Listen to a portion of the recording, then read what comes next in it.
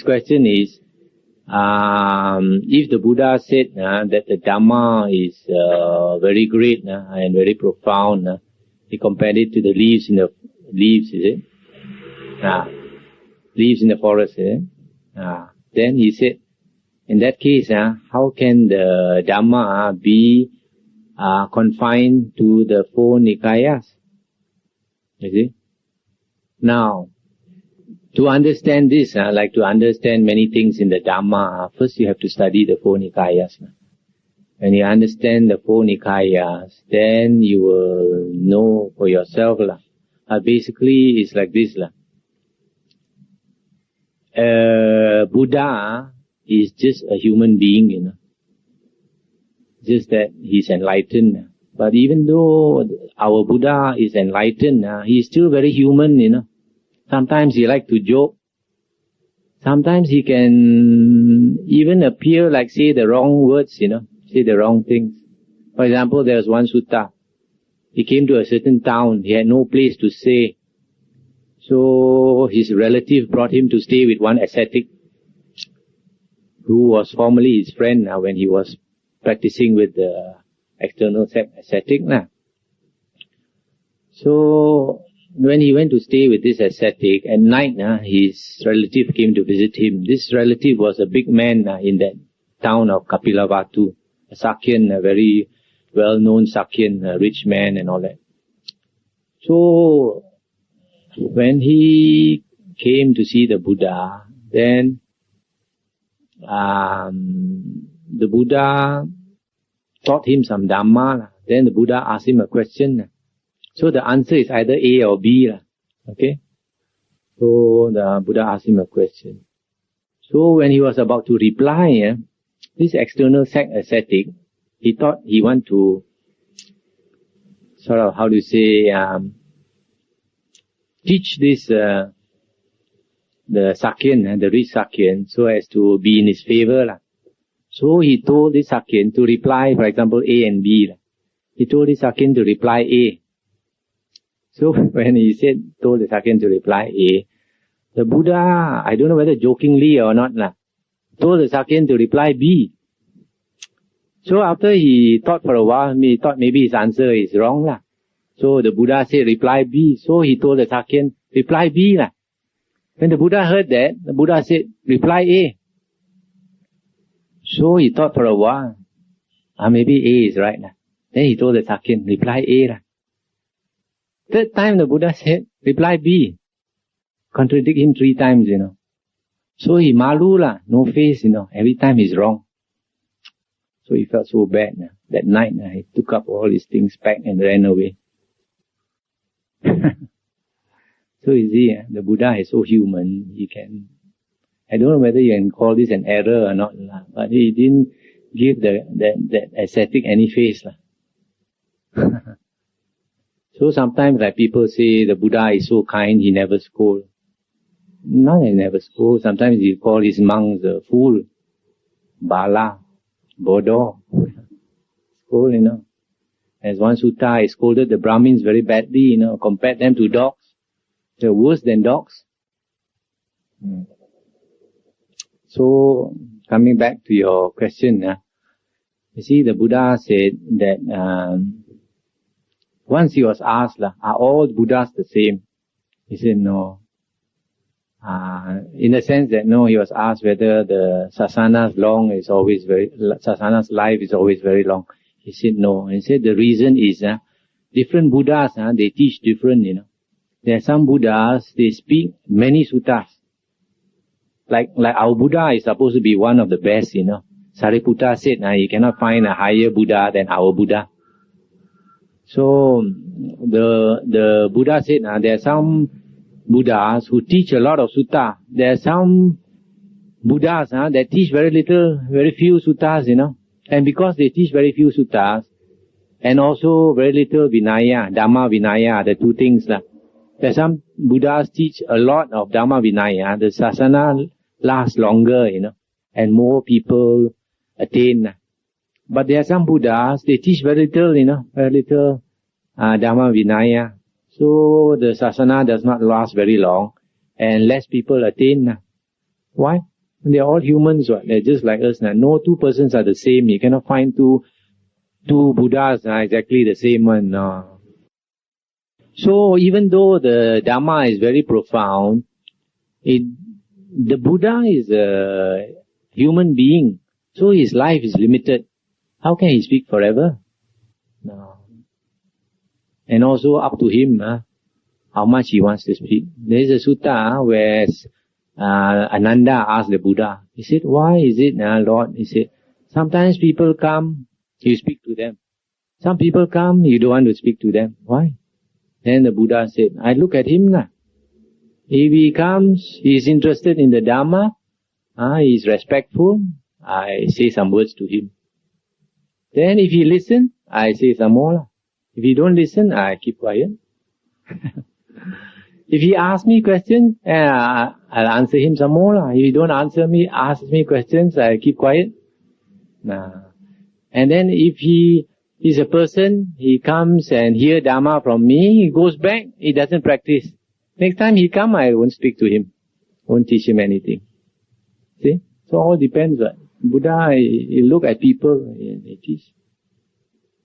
Dhamma is very precious, don't simply give very easily. People don't respect. Sometimes you give too much Dhamma, people don't respect.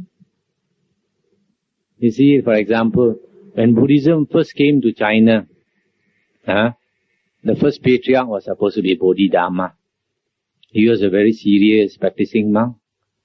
So his disciple, the first disciple who wanted to come and learn from him, they're supposed to be the second patriarch in China, asked him to teach Dhamma. He refused to teach. Asked Bodhidharma to teach. He thought, this fellow not fit for me to teach. I don't want to teach him. Then this fellow continued to press him so often. He said, I won't teach you until the white snow becomes red. And this fellow went to take a knife, cut his hand. The blood spilled all over the place. The snow became red. Then came to see Bodhidharma. Then he looked at him. This fellow really sincere. Then only he taught him Dhamma. Nowadays, you give too much Dhamma talk, people don't appreciate. Won't come also.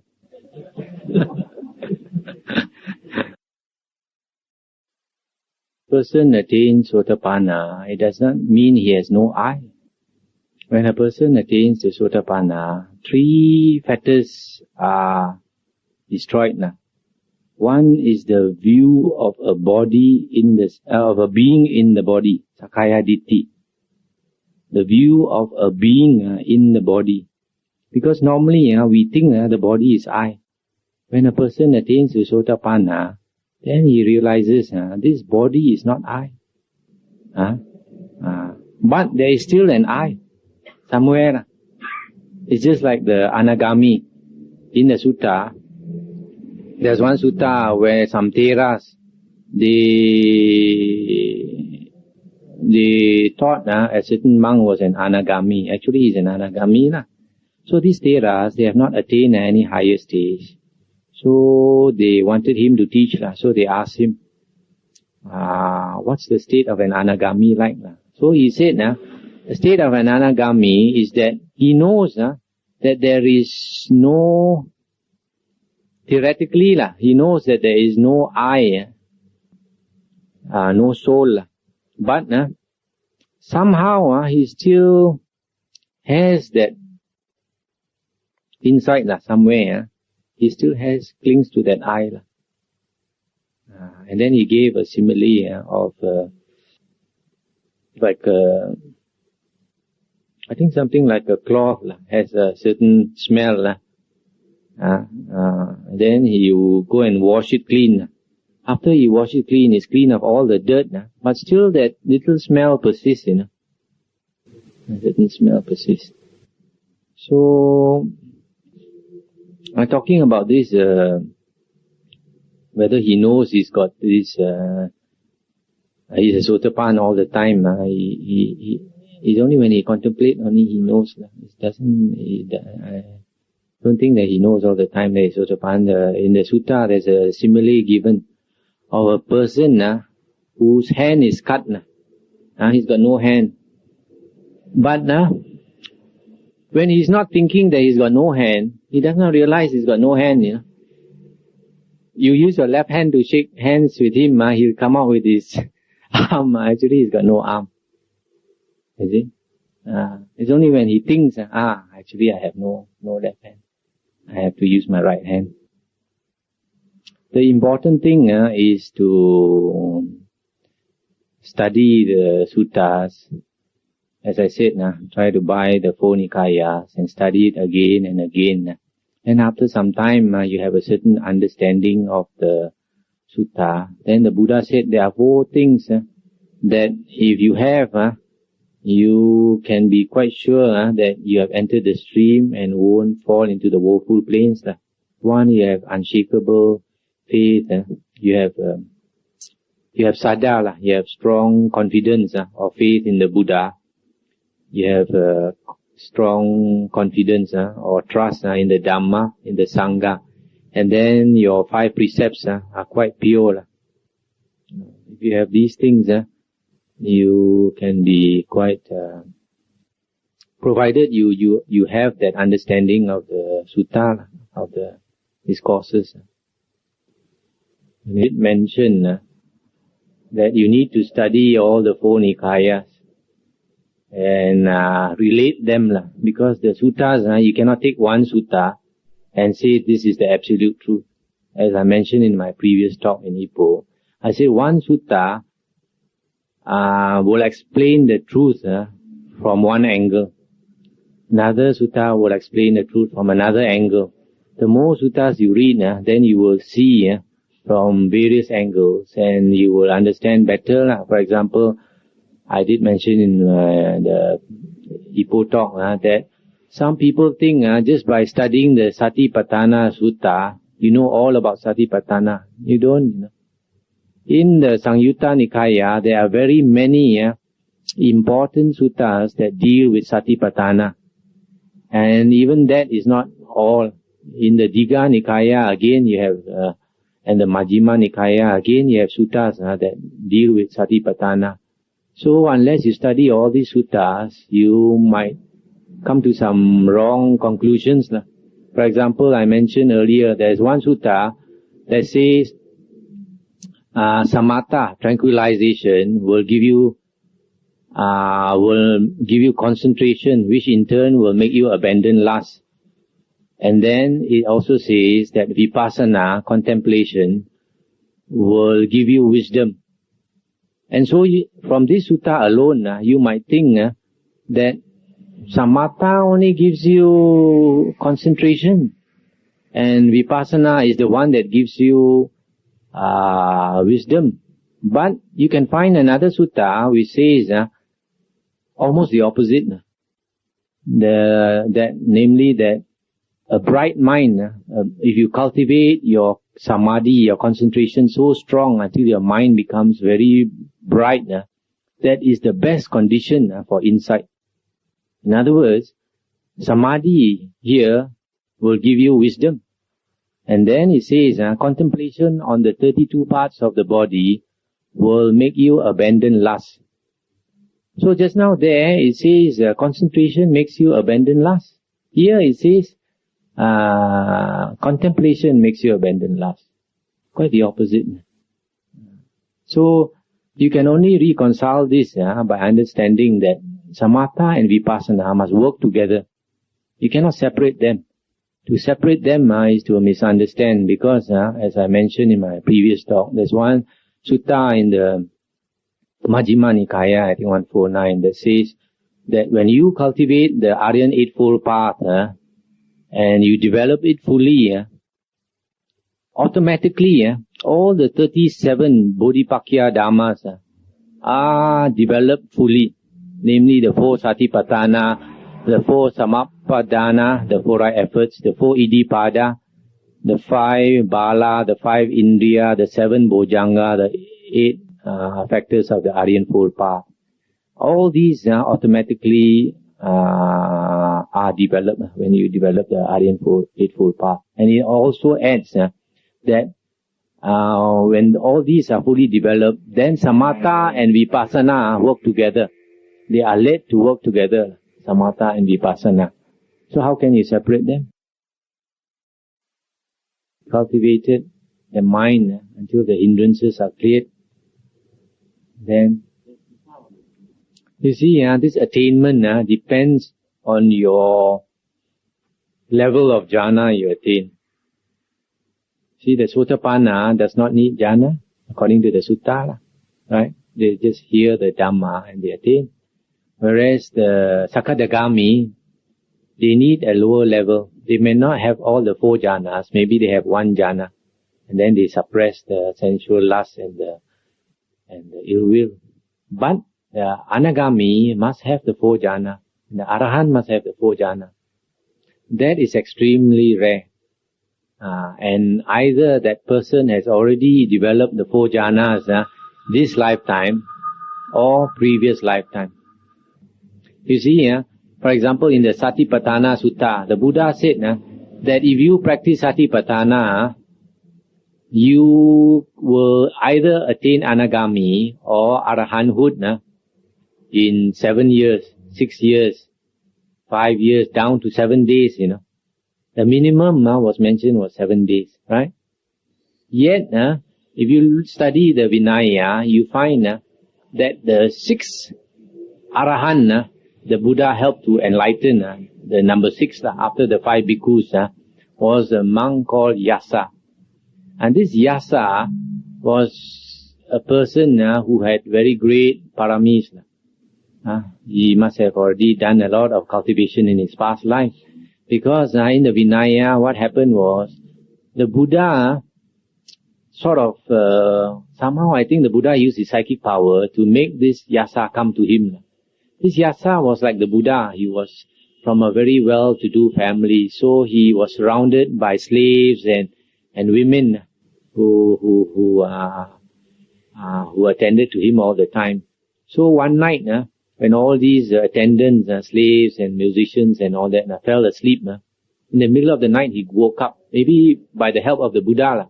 Middle of the night he woke up, then he looked around him, all these slaves and all these women are lying around like corpses. Because these people in India, when people are dead, they throw into the jungle and the animals will eat them. So it's not uncommon to see corpses. So when he saw all these slaves, all these women sleeping around him, some with their mouth open, some with the saliva coming down, and some snoring and all that, and he looked at the hair all.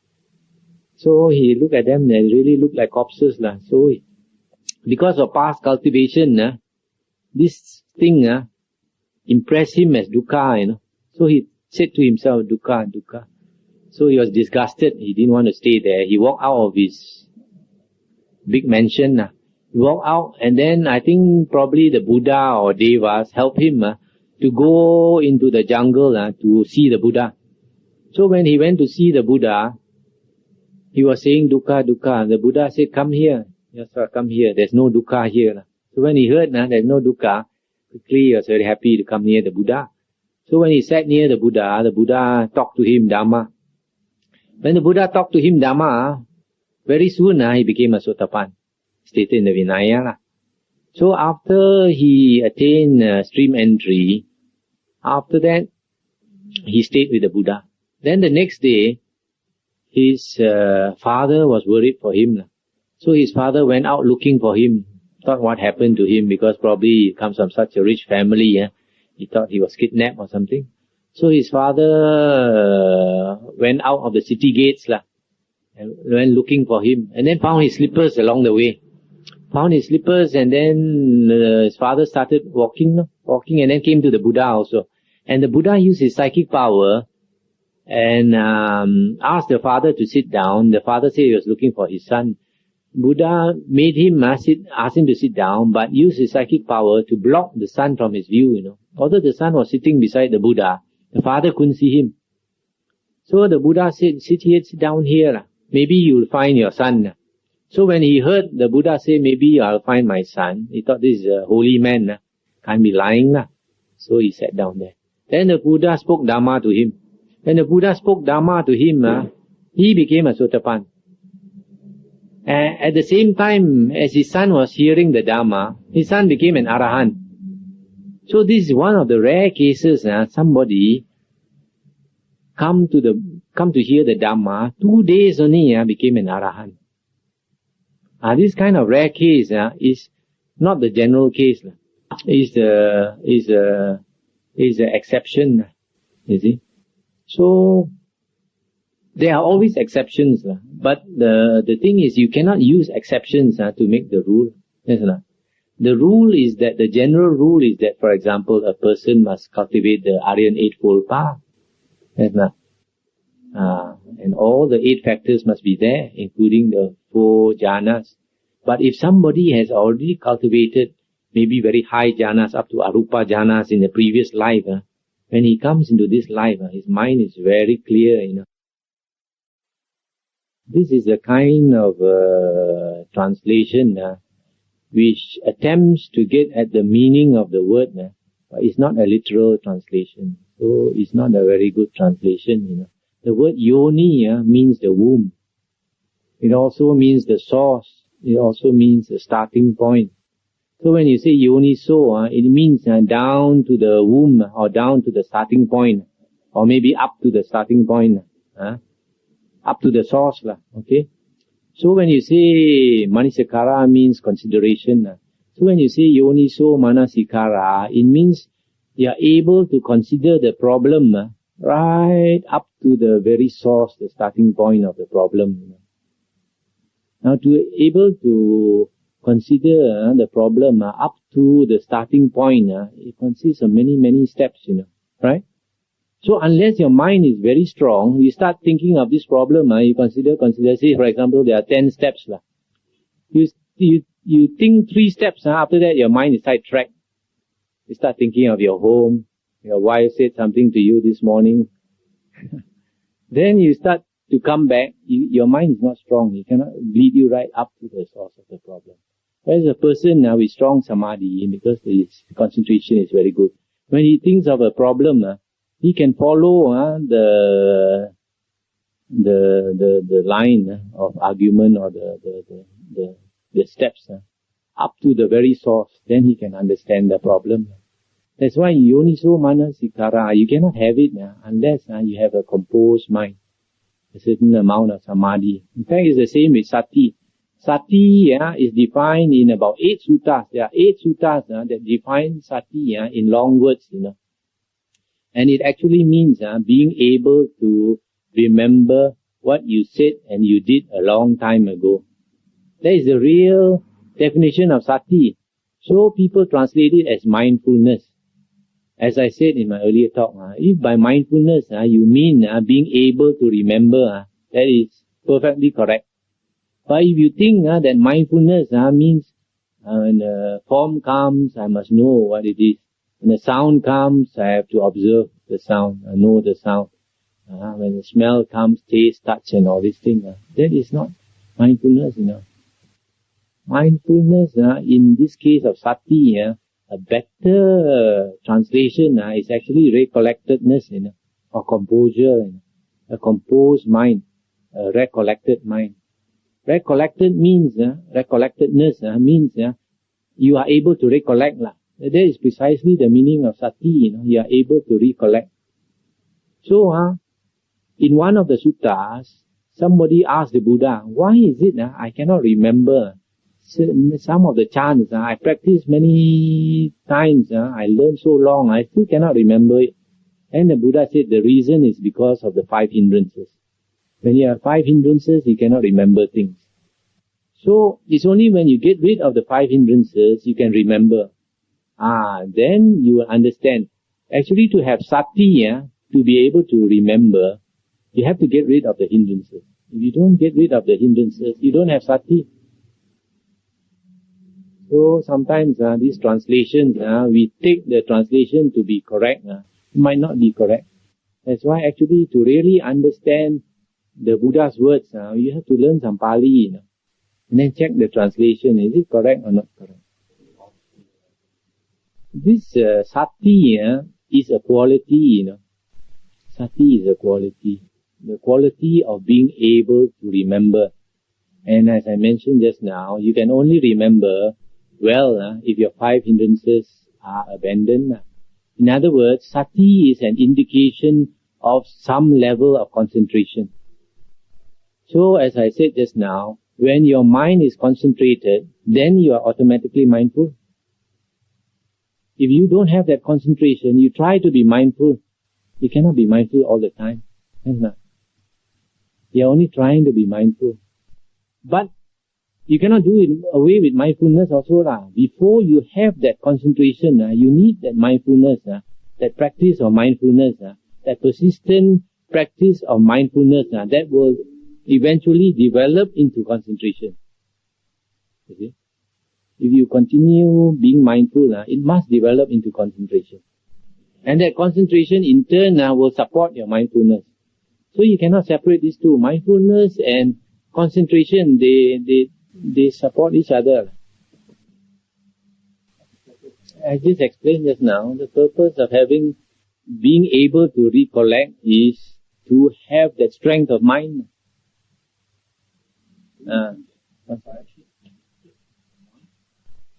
This, as I said just now, sati is a quality, If you want to recollect, you can.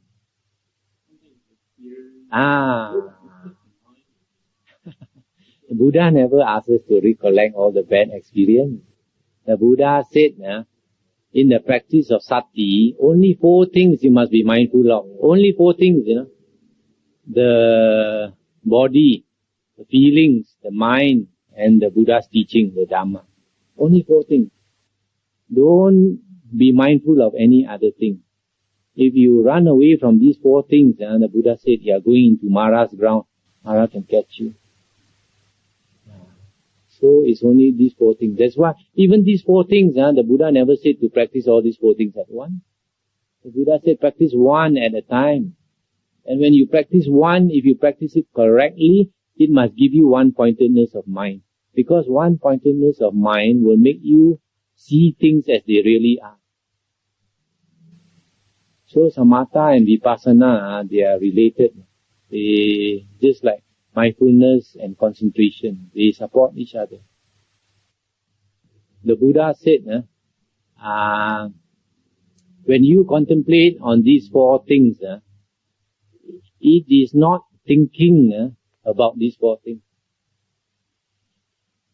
But when you don't have concentration, this is what you tend to do.